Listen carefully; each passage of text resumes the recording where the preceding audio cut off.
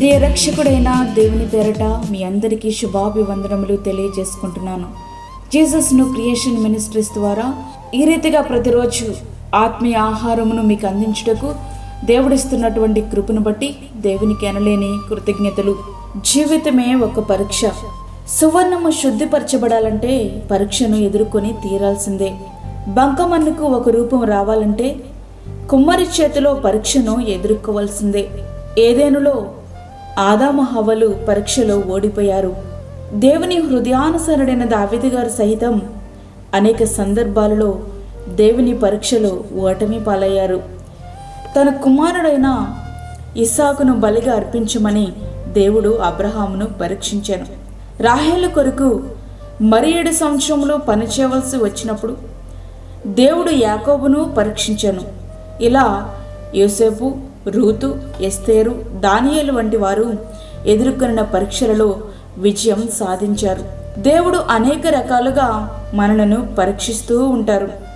1 ఆలస్యమైన వాగ్దానాల ద్వారా, అసాధ్యమైన సమస్యల ద్వారా, 3 జవాబురాని ప్రార్థనల ద్వారా, 4 తగని విమర్శల ద్వారా పరీక్షింపబడతాము.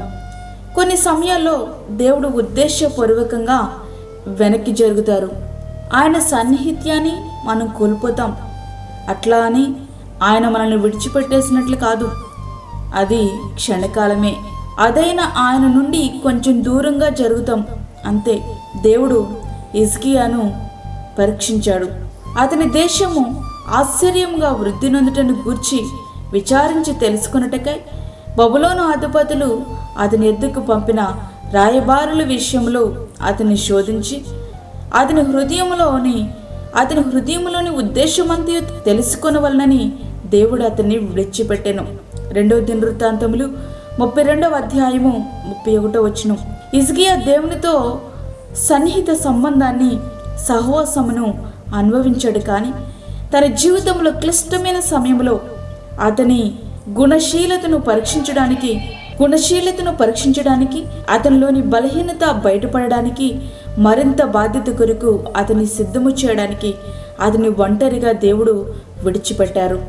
దావీదు పరీక్షింపబడుటకు తనను తాను దేవునికి అప్పగించుకున్నాడు. దేవా, నన్ను పరిశోధించి నా హృదయమును తెలుసుకొనుము. నన్ను పరీక్షించి నా ఆలోచనలను తెలుసుకొనుము. నీ కాయస్కరమైన మార్గము నా యందు ఉన్నదేమో చూడుము. నిత్య మార్గమున నన్ను నడిపింపుము.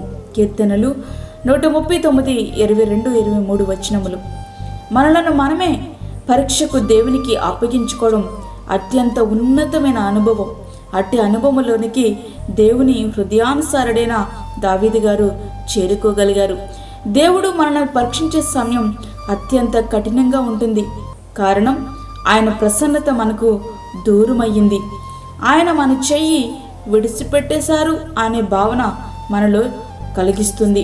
ఆయన విడిచిపెట్టేస్తే దాని పర్యవసానం మాటల్లో వర్ణించలేనిది.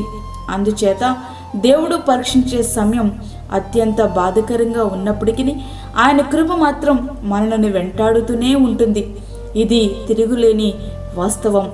సాధారణంగా మనుషులకు కలిగే శోధన తప్ప మరి ఏదియో మీకు సంభవింపలేదు. దేవుడు నమ్మదగినవాడు. మీరు సహింపగలిగినంతకంటే ఎక్కువగా ఆయన మిమ్మల్ని శోధింపబడనీయడు. అంతేకాదు, సహింపగలుగుటకు ఆయన శోధనతో కూడా తప్పించుకున్న మార్గమును కలుగు చేయను. 1 కొరింథీ 10వ అధ్యాయం 13వ వచనం. కొన్ని పరీక్షలు అధిగమించలేనివిగా కనిపిస్తాయి, మరికొన్ని గుర్తించలేనివిగా కనిపిస్తాయి. కానీ అన్ని పరీక్షలు నిత్యత్వపు విలువలు కలిగి ఉంటాయి. ప్రతిసారి పరీక్షను నీవు అధిగమించినప్పుడు ఆయన నిన్ను గుర్తిస్తారు. నిత్యత్వములో నీకు బహుమానం ఇచ్చుటకు ప్రణాళికను సిద్ధం చేస్తారు. శోధన సహించువాడు ధన్యుడు. శోధనకు నిలిచిన వాడై ప్రభు తను ప్రేమించు వారికి వాగ్దానము చేసిన జీవ కిరీటము పొందును. యాకోబు 1వ అధ్యాయము 12వ వచనం.